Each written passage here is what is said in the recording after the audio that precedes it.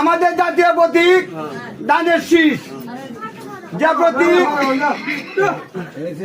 গণমানুষের প্রতীক, যে প্রতীক পছন্দ করেছিলেন আমাদের মরহুম প্রেসিডেন্ট জিয়া রহমানের প্রতীক, মরহুমা খালেদা জিয়া প্রতীক, আগামী দিনের রাষ্ট্রনায়ক জনাব এরশাদ খানের প্রতীক, এরশাদ খানের মনোনীত ব্যক্তি নান্দাইল উপজেলার সংগ্রামী আহ্বায়ক জনাব এরশাদ খান চৌধুরী ধানের শীষ প্রতীক। এই প্রতীক আবামা জনগোষ্ঠীর প্রতীক, কৃষক ভাইদের প্রতীক, মা বোনদের প্রতীক।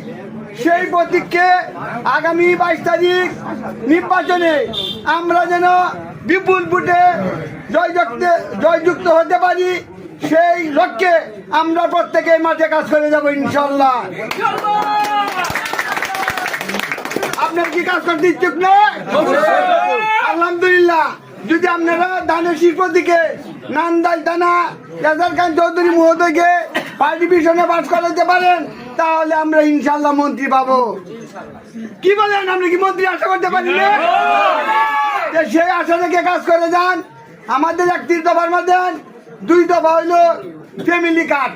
প্রত্যেক মহিলারা 2000 থেকে 2500 টাকার একটা ভাতা পাবে ফ্যামিলি কার্ডে। কৃষক পাবে কৃষি কার্ড, কৃষক পাবে কি কার্ড? তারা পাবে 2 থেকে 2500 টাকা। সেই লক্ষ্যে আপনারা ধানের শীষ প্রতীকে ভোট দিবেন।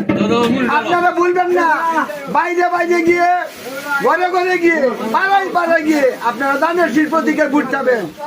সেই আশা থেকে, সেই প্রত্যাশা থেকে আজকের মতো আমার সংক্ষিপ্ত বক্তব্য এখানে শেষ করতে যাচ্ছি।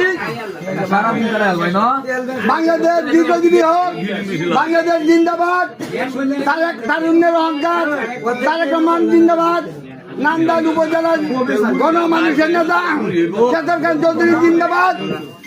সকলকে ধন্যবাদ। আসসালামু আলাইকুম।